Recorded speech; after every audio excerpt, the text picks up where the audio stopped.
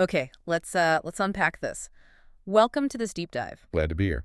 Today, we're jumping into some really practical source material. It's basically information describing a specific audio resource for beginner English learners. Right. And forget abstract grammar for a moment. Think of this as more of a guide. It's about mastering one very specific, really useful skill for the real world. Hmm. So our mission here is to understand how this resource, based on the description we have, breaks down ordering food in English. Okay. And also why focusing on just this one scenario is highlighted as being so valuable for someone just starting out. Right. The source material focuses on that classic situation, doesn't it? A customer, a waiter, pretty casual restaurant. Yeah, and it's fascinating why the creators apparently chose that exact scenario. It's not random. No. No. According to the source description, mastering these common everyday things like dining out.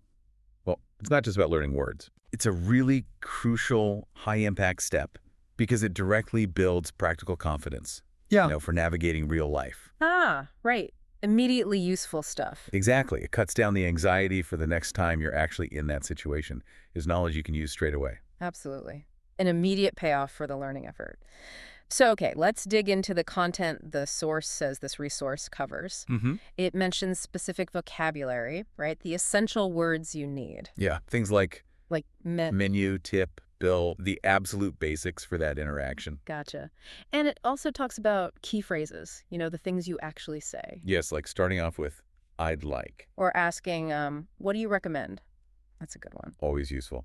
And, of course, can I get the bill, please, when you're ready to go? Crucial.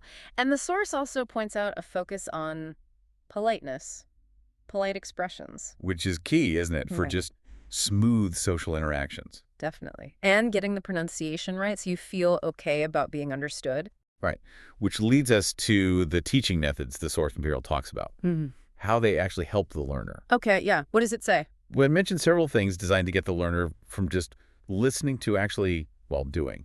It talks about slow, clear narration. Slow narration. Why slow, specifically? The source implies it's more than just easy listening. Yeah, it seems the idea is to reduce that cognitive load. Well, Let beginners process the sounds, the sentence structure, without feeling totally overwhelmed. oh, okay. Builds that initial comprehension confidence. Exactly. That's the foundation before you even try to speak, really. Makes sense. Build comfort before speed. And the source also mentions breaking down the dialogue for repetition practice. Mm-hmm. How does that specific technique, as described, help bridge that gap between understanding and actually, producing the language? Well, the source suggests this breakdown lets learners focus on specific lines, specific phrases. Little chunks. Yeah, manageable chunks. Working on pronunciation, the rhythm. It's not just memorizing by rote. It's practicing the actual physical act of making the sounds and connecting them to the meaning, but in a safe, controlled way. Right, so it moves the knowledge from passive to active, makes speaking seem less scary. Precisely. Less daunting.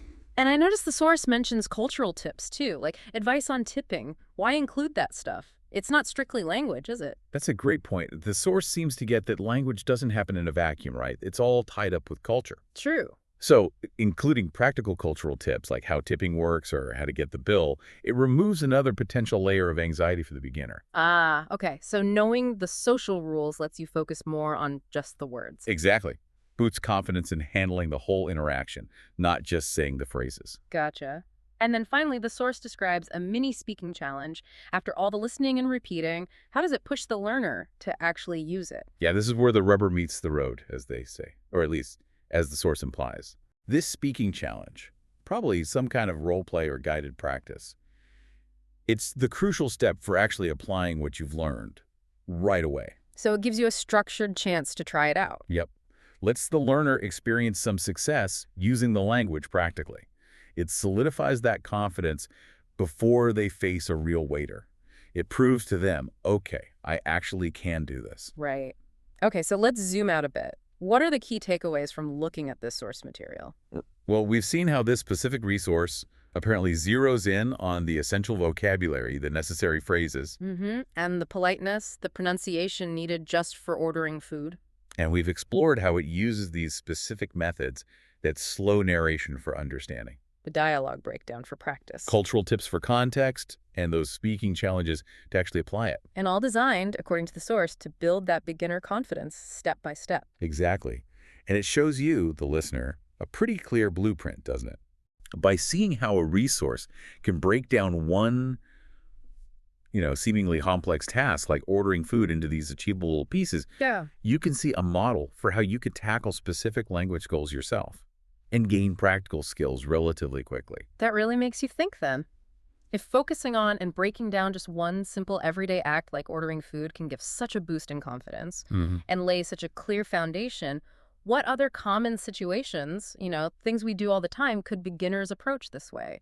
Using that kind of targeted step-by-step breakdown to really speed up their practical fluency and just feel more comfortable using the language.